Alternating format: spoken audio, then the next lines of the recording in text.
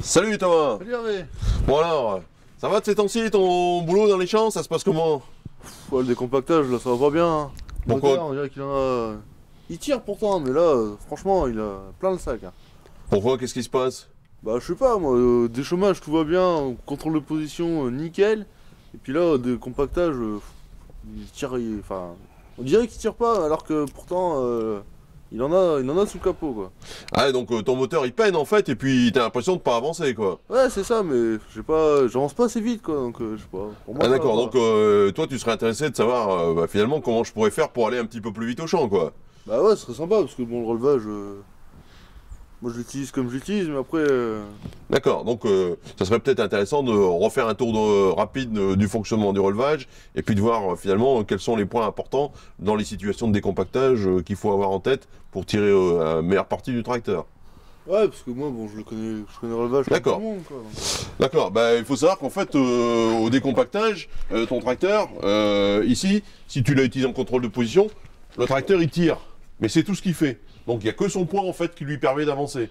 Donc s'il manque d'adhérence, qu'est-ce qu'il faut lui faire? Il faut lui remettre du poids en fait, il faut lui remettre de la masse. Seulement on n'en a pas, donc on va en créer artificiellement. ouais, mais moi, je dois toujours rester à la même position, quoi, au niveau du... Alors c'est là toute l'astuce au niveau en termes de réglage, c'est-à-dire que toi tu vas utiliser tout d'abord ton contrôle de profondeur, donc tu vas régler l'outil que tu tires derrière, tu vas régler le rouleau, tu vas régler les roues de jauge correctement, tu vas être à la profondeur de travail que tu souhaites, et ensuite on va essayer de soulager légèrement le tracteur.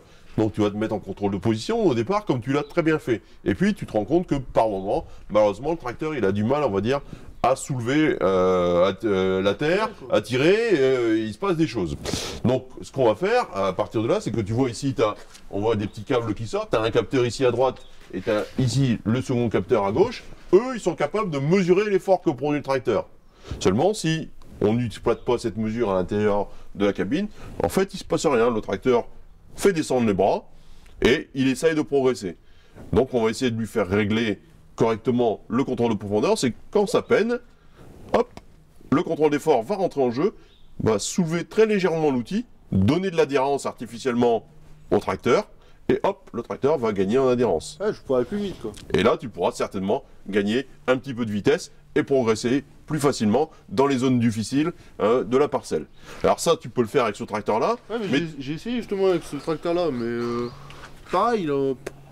Ah, là, on est sur un tracteur qui est un petit peu différent. Hein. Ici, c'est sur un tracteur, on va dire, un petit peu plus traditionnel. Hein. On est sur un tracteur qu'on rencontrait souvent avec des technologies entièrement mécaniques.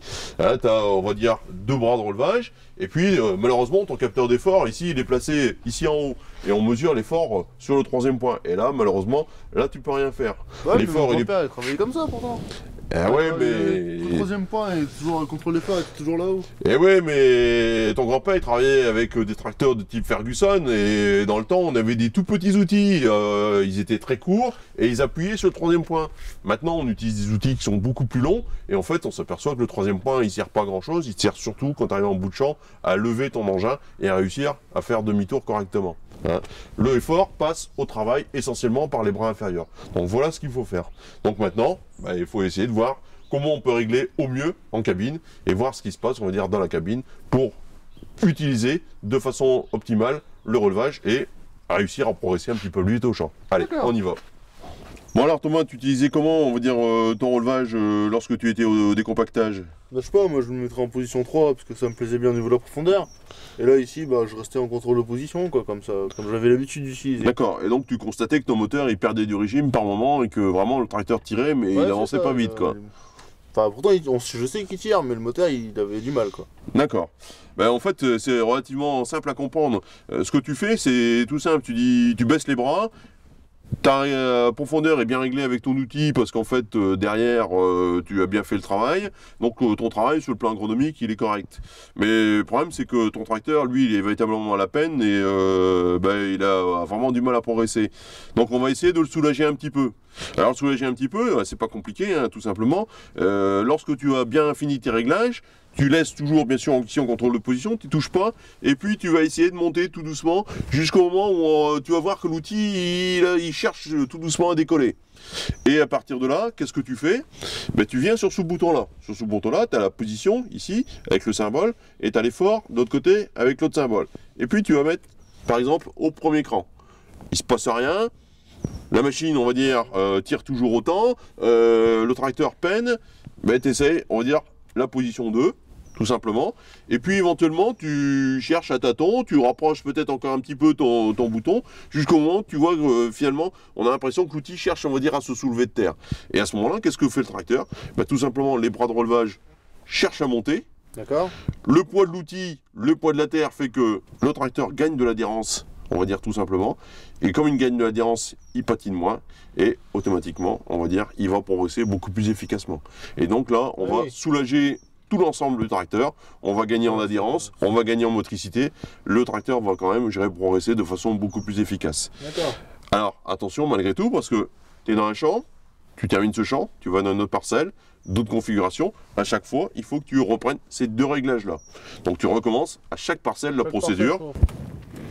Alors sur d'autres tracteurs, ça se présente un petit peu différemment, on a un panneau de commande, avec ici on voit le contrôle de position, le contrôle d'effort, et grâce au bar graphe, on va passer progressivement de l'un à l'autre. Super intéressant. Bon, donc je pense que cette fois, apparemment, tu as bien vu comment il fallait te servir de ton tracteur, et je pense que la prochaine fois, ça va rouler alors. Ouais, ça va aller mieux là. Ah ouais, je pense que même ça va galoper. Allez, salut Thomas. Merci Hervé.